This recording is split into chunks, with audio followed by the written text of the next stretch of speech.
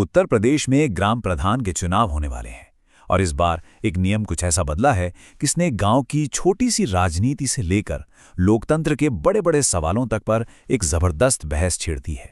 तो सवाल यही है, क्या वाकई में गांव की वो सबसे ताकतवर कुर्सी अब हमेशा के लिए कुछ लोगों की पहुंच से बाहर होने वाली है? इस एक बदलाव का असली मतलब क्या है? आइए आज इसी को समझने की कोशिश करते हैं। लेकिन इन नए नियमों का असर क्या होगा, ये समझने से पहले 1 मिनट रुकते हैं। पहले ये जानना जरूरी है कि आखिर एक ग्राम प्रधान के हाथ में पावर यानी कि ताकत होती कितनी है। देखिए, कई लोगों को लगता है कि ग्राम प्रधान का पद बस नाम का है, पर असलियत में गांव की सत्ता का असली सेंटर ऑफ पावर यही होता है। प्रधान ही वो पुल है जो सरकार की योजनाओं को गांव की जमीन तक लेकर आता है। और ये जो लिस्ट है ना, ये तो उनकी जिम्मेदारियों की बस एक छोटी सी झलक है। जरा सोचिए, गांव में सड़क बनेगी या नहीं, किसी जरूरतमंद परिवार को घर मिलेगा या नहीं, किसी बुजुर्ग को पेंशन मिलेगी या नहीं, ये सब कुछ और ऐसे ना जाने कितने ही बड़े फैसले सीधे सीधे प्रधान के हाथ में होते हैं। इसीलिए ये कुर्सी इतनी अहम है। तो अब जब हम ये समझ गए हैं कि ये पद इतना जरूरी है, चलिए अब सीधे मुद्दे पर आते हैं। देखते हैं कि चुनाव लड़ने के नियम पहले क्या थे और अब क्या हो गए हैं। इसको ना एक आसान उदाहरण से समझिए।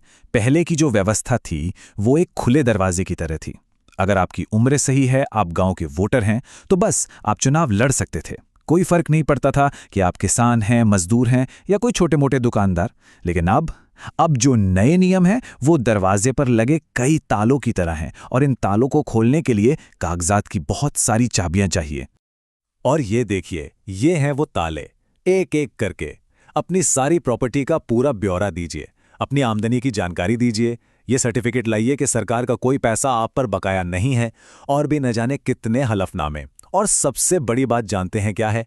इन कागजों में एक जरा सी चूक, एक छोटी सी गलती और आपकी उम्मीदवारी सीधे रद्द, आप रेस से ही बाहर।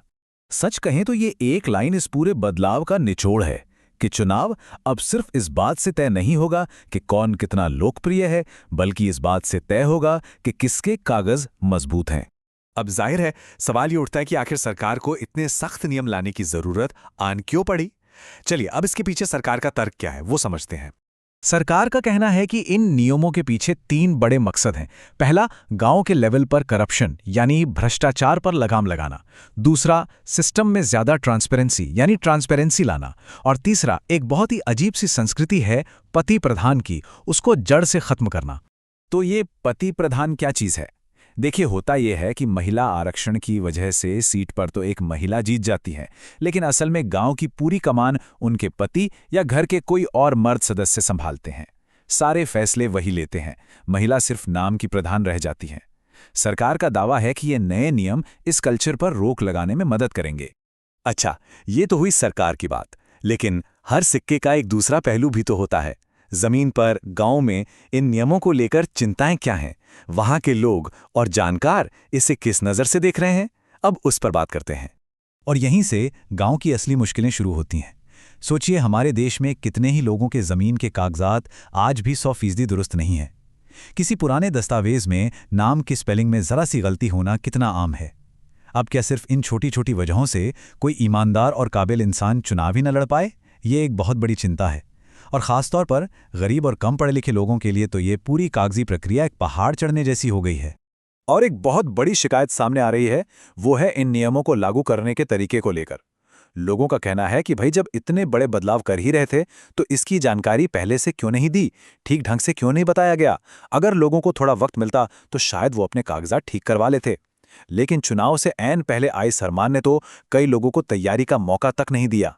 तो अब हम एक ऐसे मोड़ पर आ खड़े हुए हैं जहां ये सवाल सिर्फ एक गांव के चुनाव का नहीं रहा, बल्कि हमारे लोकतंत्र की जमीनी हकीकत और उसकी दिशा का बन गया है। तो यहाँ 2 तर्क बिल्कुल आमने सामने हैं। एक तरफ वो लोग हैं जो मानते हैं कि इन सख्त नियमों से गांव को ज्यादा पढ़े लिखे, ज्यादा योग्य और पारदर्शी प्रधान मिलेंगे, जिससे गांव का भला होगा, शासन सुधरेगा। वहीं दूसरी तरफ डर ये है कि इस मुश्किल कागजी दौड़ में कई ईमानदार लेकिन गरीब और कम पढ़े लिखे लोग वो पीछे छूट जाएंगे और जनता के पास चुनने के लिए अच्छे विकल्प ही कम रह जाएंगे। और ये बात बहुत गहरी है, इसे समझना जरूरी है। पंचायत को हमारे लोकतंत्र की पहली सीढ़ी कहा जाता है। ये वो पहली जगह है जहां कोई आम इंसान सियासत में अपना पहला कदम रखता है। अगर इसी पहली सीढ़ी पर लोगों को लगने लगे कि नियम उनके लिए नहीं हैं, उनके खिलाफ हैं, कि ये खेल बराबरी का नहीं है, तो फिर सोचिए पूरे के पूरे लोकतांत्रिक सिस्टम पर उनका भरोसा कैसे टिकेगा। तो आखिर में हम उसी सवाल पर लौटते हैं जिससे हमने शुरुआत की थी। क्या ये नियम गांव की राजनीति में जमी गंदगी को साफ करके हमारे लोकतंत्र को और मजबूत करेंगे, या फिर ये सत्ता के खेल को सिर्फ कुछ पढ़े लिखे और साधन संपन्न लोगों के बीच समेटकर उसे और कमजोर कर देंगे? क्या एक आम किसान या मजदूर का बेटा या बेटी अब भी प्रधान बनने का सपना देख पाएगा? इन सवालों का जवाब जो भी हो, वो हमारे जमीनी लोकतंत्र का भविष्य तय करेगा।